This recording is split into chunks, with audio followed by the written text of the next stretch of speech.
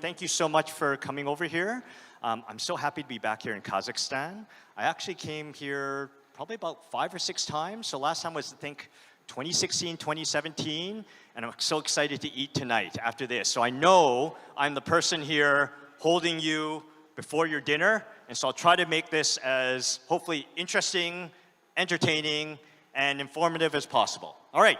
So I was told to speak a little bit about, just at a broad level, some of the things I've learned along the way, some observations. And so before I start that, you always have to have the established credibility slide. Why should you listen to this guy instead of going to take a bathroom break? All right. So who I am. I've been in the tech industry now for about 25 years. Did the startup thing, was a big tech executive at Yahoo doing a lot of international expansion. I was a VC, so I'm still a VC, but I spent about 6 years starting the San Francisco office for 500 startups. I did a lot of investments there, so I did about 414 investments. Since I left, I actually ran a gaming holding company for a couple of years, for about 2 years, split between Germany, US, and Ukraine. And the other thing I actually did since then, I actually left, and now I'm investing again. So I sit on several investment committees. I invest all over the world. And my fund is called Diaspora. I actually invest in European founders coming to the US market. So now, total, I've done about, in the last 10 and a half years, I've done about 462 investments. Have another 3 more to go. I'll get to 365 by the end of this year, I hope. And I've done about 10 LP checks. So I invest all over the world. I travel all over the world. I spend a lot of time mentoring at different accelerators. And I've had a bunch of different observations. And so this presentation is to sort of share some broad sort of, I guess, learnings or broad observations. And so I'll be very, very fast. All right. Next slide. So technology, we're all here talking about technology. So what? Why should we be talking about technology? I think overall, technology makes people's lives better, right? Grows economies, provides jobs, and I think all our lives in general, maybe with the exception of Facebook, has enriched our lives in general, right? I mean, and even Apple, right? Apple has great products, like we love their products. Uber, don't like Travis, but awesome service, and has destroyed the horrible taxi service in the US. So overall, I think our lives are better because of tech. That's why we're talking about it. And so one of the myths, I talk about these myths, one of the myths is like Silicon Valley is the center of the technology world. That's actually not really true. It's actually pretty distributed now, right? So if you take a look at the amount of, let's just use unicorns. I hate that term, but garbage term, unicorns, over $1 billion companies, they all used to be centered in the US. That's not the case anymore. It's almost like 50-50. There's a lot more unicorns, almost as many unicorns outside the US now. In Japan, China, India, you go down the list. They're everywhere now, for better or for worse. But it's an exciting time to be looking at the technology industry. Because if you actually look at where the US is at, there's usually, it's bleeding edge. And you see these trends actually eventually bleed out to all the rest of the markets. And everyone's learning much faster from a momentum perspective. And they're growing everywhere. What I care about is not necessarily sort of like where you're at. Yes, Silicon Valley is still top-notch in many ways. But the thing that's interesting when you look at many of the ecosystems is the velocity, the momentum of how fast they're growing, right? So ultimately, we talk about this is, it's very, very hard. Sort of why is everyone so nice in Silicon Valley, right? Because we're greedy. We're nice and we're greedy because the startup founder, the 22-year-old startup founder you meet today could be a billionaire 10 years from now. This high velocity business. And so the point I'm trying to make is that what we care about is growth, right? And momentum. And so what we're seeing in many, many markets are growing very, very fast. Yes, off of a low baseline, but they're all growing very, very quickly. There's another myth, right? This first mover advantage is everything. So I was actually a very early employee at Yahoo. Yahoo was the dominant search engine in 99, 2000, 2001. We got our ass kicked by Google. Like we got destroyed. Google was the 18th search engine. So that's a startup, sort of example. What's interesting now is many of these emerging ecosystems. So my friend Asher's here. We were just talking about the Middle East, right? If you asked me like 10 years ago, even 5 years ago, whether the MENA region was interesting, I'm like, that market sucks, right? There's nothing going on over there. Fast forward 5 years, tremendous momentum in the marketplace. Lots of new VC funds, lots of awesome new startup founders, and we're investing tremendously. I sit on the IC of Sukna Ventures, sir. So super, super exciting, right? Here's why. The benefit, actually, of being a second mover, you get to learn. we have the saying in the US, right? Pioneers take the arrows. Pioneers take the arrows. You make all the mistakes, and a lot of times you die. So it's much better following behind them. And here's also the benefit of startups as well, too, is that usually the startup that starts with a blank piece of paper, by the time a company is very, very dominant, they're slow, dumb, and also they have a broken business model. A lot of times you're using old technology. The benefit of being a startup founder, you start with a blank piece of paper, and as the technology gets better, you use the newest technology and grow faster. That's actually what's happening right now. So this is why you see these big waves. It's every 10 years, there's brand new startups that come out of nowhere that completely disrupt spaces. So I'm going to talk about a bunch of different countries and some of the things that they've done, right? So this is broad level. Everyone knows Portugal. I think one of the smartest moves that they actually made was Portugal was already a fairly good sort of like ecosystem.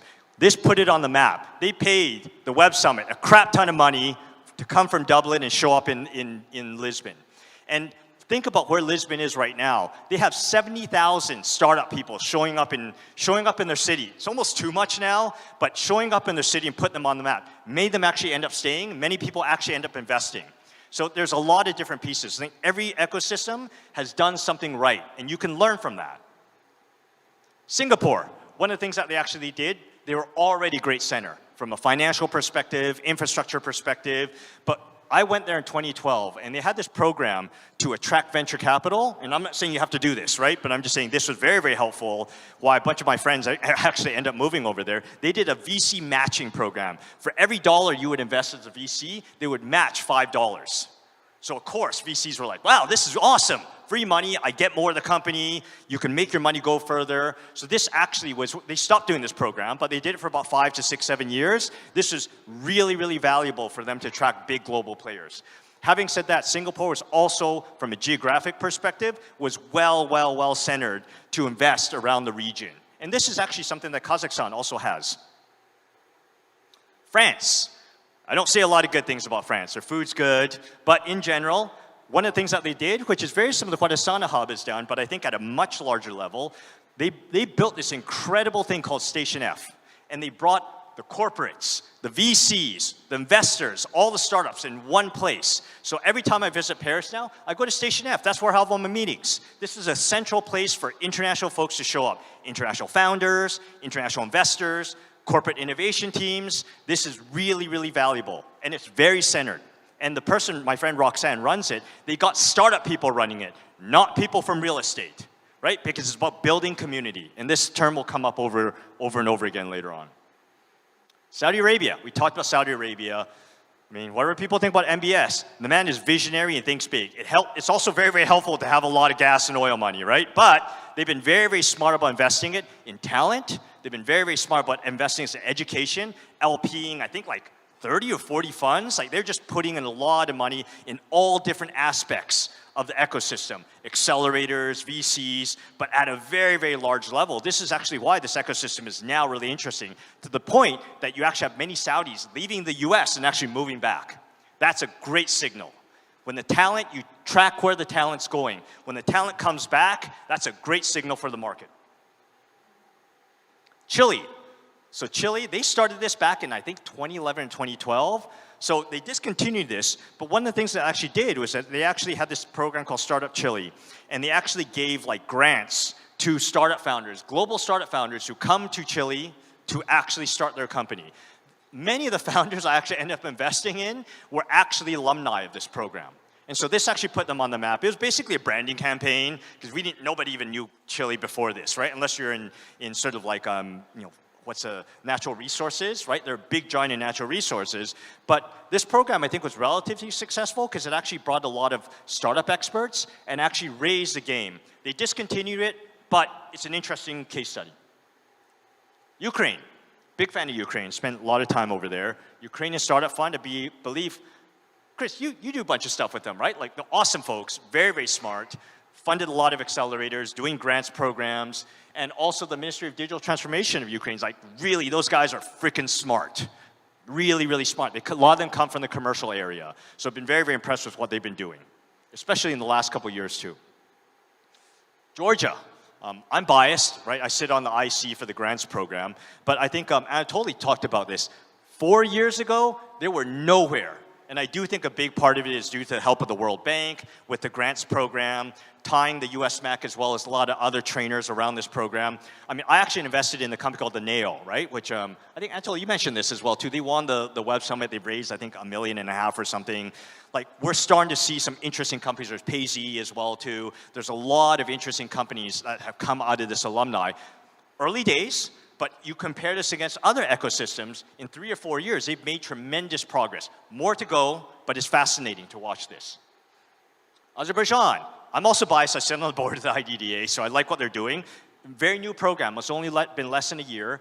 And for example, one of the issues that we found is that there is a lack of programming talent. So they've actually gone out. We went out and actually found some potential, like, folks to, like, for example, Holberton School, Code Academy, and actually did sort of like a pitch off where we identified gaps, right? So we need more technologists, that's one thing. But there's also a lot of stuff that's happening on the business education side, the entrepreneur education side, where also they're looking at doing LP checks. They've been very, very thorough about actually looking at the ecosystem from a whole and figuring out where the gaps are and figuring out where to actually fix them. North Macedonia, also biased, I sit on the investment committee, but they jumped up 14 spots. This just came out. We were talking to the director, I think yesterday? We did the call yesterday. Talking to the director, he's like, hey, congratulations to all of us. We just rose up like 14 spots in the innovation sort of like index. And so they've been doing this grants program now for many years. It's not just for startups. They're doing this grants for, implementing technology. They're doing grants basically for implementing commercial, taking technology and implementing commercial applications for it. And so I've only been with them last 3 years, but the trajectory has been really, really, really, really high. And so it's been fun watching this. And so, but yes, I talk a lot about money, right? This idea of like, oh, just throw money at the problem, it'll fix it. Yeah, you can do that. That's what most ecosystems do, right? It is one catalyst, but the reality is that you need money to be tied to expertise. Do these people know what they're doing? Have they started companies before? Have they seen this happen in other ecosystems, right? Honestly, don't hire McKinsey or BCG to tell you what to do. That's bad. That's CYA. And I have never seen that work. These are consultants, right? So they're great at making awesome presentations. They don't know what they're talking about. They're just benchmarking other countries. It's my opinion. What do I know, right? I'm a practitioner. But expertise is actually the main catalyst. And expertise, you know what an expert is? An expert has made all the mistakes. I think I'm a good investor because I've screwed up so many deals. Now I'm like, I'm not going to make that mistake anymore, right? Okay. And VC, right? So VC, in theory, should be what drives this. VC is money, hopefully with expertise. That isn't always the case, but I think that's one of the reasons that Silicon Valley has done very, very well. And venture capital is also growing all over the world. No surprise. Because it's a major catalyst of entrepreneurial growth. And why?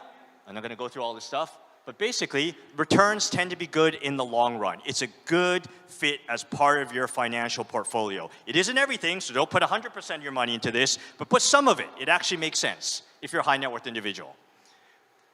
But the one thing you have to understand is VC is a winner-take-all business, right? And it is also a home run business. 10% of your portfolio drives like 90% of the wins. So most of your companies are going to die. A lot of people don't understand this. Governments don't understand this. At least I think most governments don't understand this. And so it is winner take all, right? Most of the returns come typically from about 30 to 35 companies every single year around the world. This is a great book, if you're interested. It tells you a lot of like early stories in Silicon Valley, a lot of the myths, right? But also the critical factor that venture capital was, it wasn't just Stanford. Yes, it's helpful to have Stanford there. It was also helpful to have many of the early semiconductor chip companies there. It was very, very helpful to have HP start there. But I think a big part was you had actually people who not just had money, but actually had expertise and understood tech and could help the companies. That's the best case scenario. But you have to understand when you're benchmarking, yes, you can learn from other countries, but ultimately, how you actually get the winners, you have to think about this term called global maximum versus local maximum. And so there's this term in the US and Canada, I'm Canadian, there's a term in Canada, it's called like high school hero syndrome. Like, you meet these founders who are like, I'm the best founder in Kazakhstan.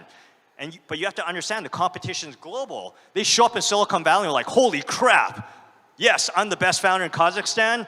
I'm a nobody in Silicon Valley because everybody's awesome, right? Silicon Valley pulls in all the best founders from all over the world. You're competing against those people. And so this is, as an investor, I think about this all the time, right? Yes, I invest overseas. I also invest a lot in Silicon Valley. I compete against other US investors because it helps me get better, right? Steel sharpens steel. And I think as a founder, the only way you grow, there's this great saying, you are the average of the 5 people you spend the most time with. If you hang out with losers, you're gonna be a loser. You hang with awesome founders, you naturally become better. This is really critical. Global traction, right? This is one of the issues with small markets. You can dominate the market, that's great. But ultimately, if you really want to get good, you got to compete regionally, you got to compete globally, because they will eventually show up in your market. All right, myth, this idea of overnight success. You throw money at the problem and it'll fix it. At the governmental level, at the corporate level, at the startup level. But it takes a long time. So I tell this stat all the time. How often, what is the average major exit for a VC or for a startup founder, right? For really, really big exits, multi-billion-dollar exits.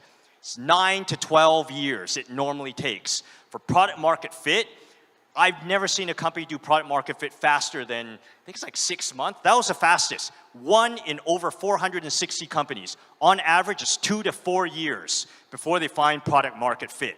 It takes a long time. It's really hard. Right? So, if your goal is to have, let's just say, I talk to all these ecosystems. So I can say this about Taiwan. I love Taiwan, but my parents are Taiwanese. I spend a lot of time out there. This, to me, is stupid, right?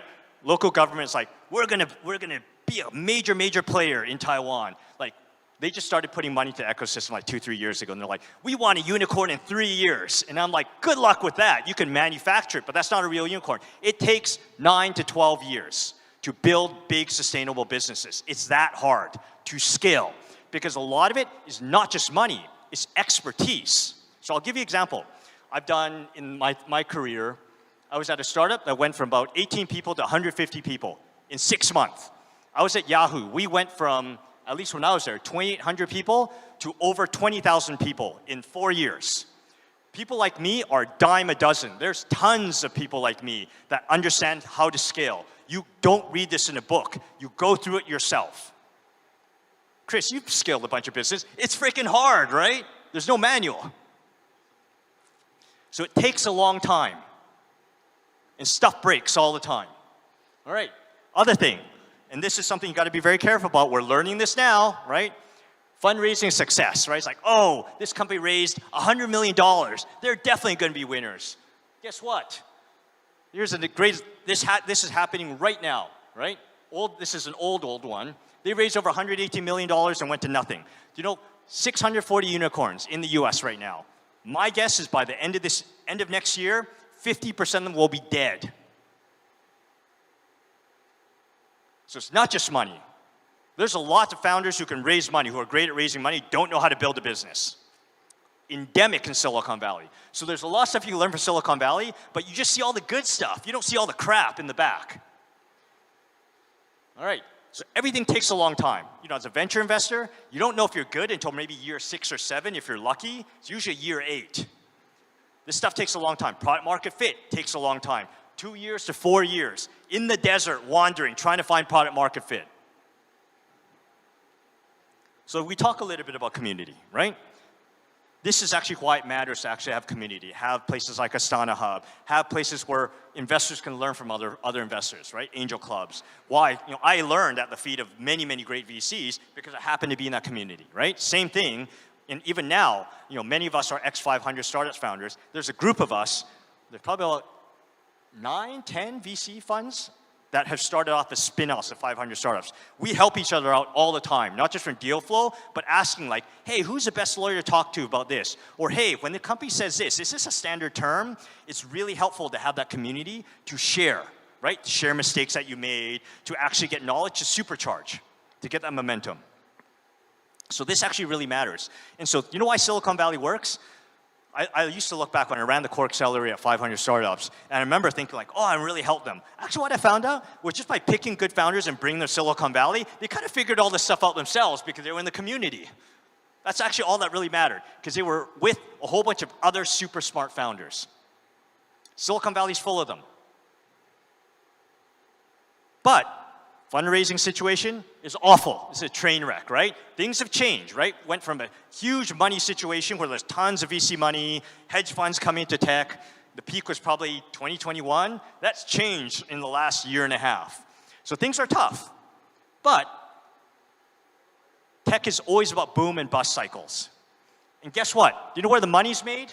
The money is actually made at the bottom when everyone leaves. There's this great term, the tourists leave, the purists stay. Do you know the only reason? I joke, I'm like Forrest Gump. I know many people don't know that movie. I'm like Forrest Gump of Silicon Valley. Do you know the reason I did well in Silicon Valley? I outlasted everybody else. That was it. So many smart people. I moved there in 99. Everybody left in 2001. I was too stubborn and dumb just to sort of like, I just stuck it out. Everybody left in 2008, 2009. I just stuck it out. A lot of people left in 2020 and 2021. Just stick it out. It all comes back. So this is a boom and bust cycle. And like I said, the money is not made at the top. Everyone, LPs, VCs, myself included, I made a bunch of dumb deals in 2021. I'll say that for sure. But the reality is that all the folks, the LPs and the VCs who actually invested in like 2020, 2021, that's going to turn out to be a terrible vintage. This year, it's going to be a really good vintage. Super excited about the companies, because think about this. There's not a lot of VC money right now. So if you're a founder, you must be either insane or you're like really committed. Maybe a little bit of both. That's a great mix. That means you have done your homework, because there's a flight for quality. So I'm super excited about this. But I'm not going to leave this on sort of like this like low note. I'm going to talk very, very quickly. I know this is fast, but I'm going to talk very quickly about some sectors I'm actually quite interested in, that I think are interesting, promising. Biotech. I think the next trillionaire will have started in biotech. Why is this interesting? We're all getting older. There's a lot of money out there. And on top of that, compute power's increased. So the genomics, the knowledge that we have, all actually SaaS into large enterprises, it's only 25%. This is in the US, Fortune 500. It's even lower everywhere else. There's a lot of upside here. I do a lot of deals. Low code, no code. I use the example of just now technology democratizes, gives access. And so what happens now, UX gets better. So I'll give you a live example. When I was doing the startup, e-commerce startup, we spent almost $1.5 million to actually get an agency to build an e-commerce website. This was back in 99, 2000. Fast forward 10, 15 years, you have this wonderful thing called Shopify. Way better than what we had, $40 a month. Way better capabilities than what we had in 99. This is what low code, no code is. Anybody can do this. And so, I almost challenge some ecosystems where for them, they're like, we're going to invest in technologists, we're going to invest in programming. Maybe this stuff gets irrelevant very, very quickly. With this, it changes the ballgame. Artificial intelligence, I don't need to explain this. It's huge, right? I still think we're in early days. It's a little bit published now. But there was an interesting sort of like data point or comment. I'm part of this group called Creative Destruction Labs, and I'm in the AI track over there. And I was sitting beside a guy who's actually very, very senior at AWS, Amazon Web Services, very successful founder. He sold his last 2 companies. He's now working at AWS. He's been doing AI for like 15 years. I'm like, this is probably in January this year when I was talking with him. And I'm like, what do you think about this AI thing, right? Like, you're an expert. He's like, oh my God, it's so exciting now. Like 5 years ago when an AI paper would come out, like it'd be like 5 years before somebody built a product on it. Now, a paper comes out, there's like 7 or 8 companies building on top of that algorithm. The velocity of that is like fascinating. And that's only picked up. So this is a space to watch. I still like crypto and Web3. So if you picture the world that we're going to 10 years from now, I'm going to have my AI agent, Chris, Anatoly will have their AI agent, right? That my agent will deal with Anatoly's agent. What is the transaction going to be? It's digital money. It's most likely going to be something in crypto. That's my hypothesis. I think crypto is very, very early. A lot of it's being, especially with FBF being arrested. I hope he goes to jail for a long time. All the crooks are getting arrested. So now, like I said, the purists have stayed, building on real use cases. The tourists have left. So we're seeing some really, really interesting things come out of Web3. And I like it because everyone has written this off. This is when the money's made. You go into areas that everyone else hates. And last of all, robotics.